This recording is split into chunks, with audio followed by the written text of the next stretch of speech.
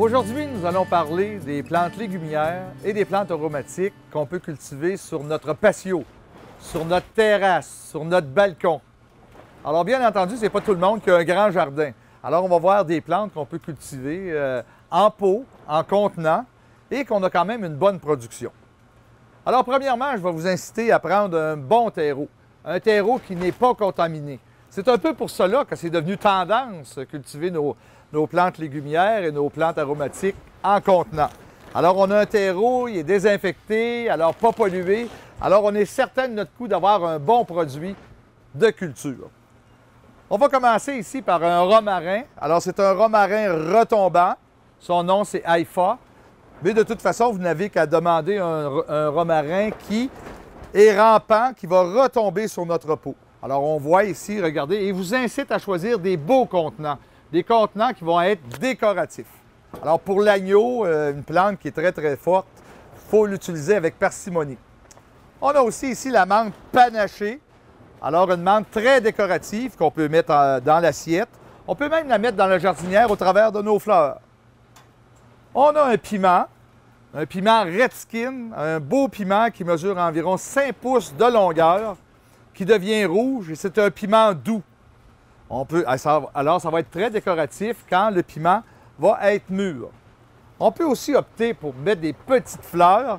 Alors, les violas, les pensées, des plantes qui sont comestibles, des plantes qu'on peut manger et qui sont décoratives aussi dans l'assiette. Voici une autre plante que j'aime à cause de sa luminosité. Regardez la beauté du feuillage, qui est de l'origan.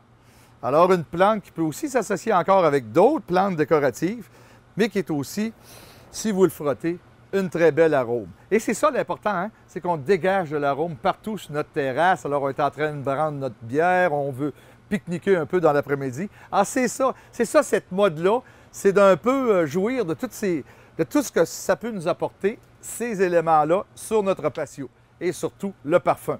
Et quand on parle de parfum, ici, le basilic Pesto Perpetuo, un basilic citronné qui a une senteur, j'étais pour dire angélique, mais spécialisé pour faire votre pesto. On a aussi de la lavande. Ici, on a de la lavande dentée. Alors, regardez le beau feuillage, c'est pour ça qu'on l'a choisi. Alors, c'est un feuillage décoratif, même avant les fleurs. La sauge que plusieurs connaissent et utilisent dans leurs plats. Alors ici, la sauge qui est décorative dans le sens qu'elle est panachée de jaune et de vert. Le thym. Alors, le thym que certains emploient en tisane, en utilité médicinale, parce qu'il y a plusieurs plantes là-dedans qui ont d'autres utilisations que culinaires. On prend la menthe ici, dans laquelle on peut se faire des infusions. Alors, on voit ici le thym très, très coloré.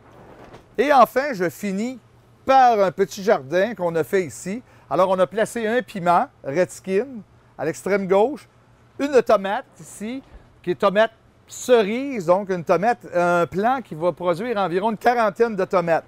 Et on a mis une sauge ici.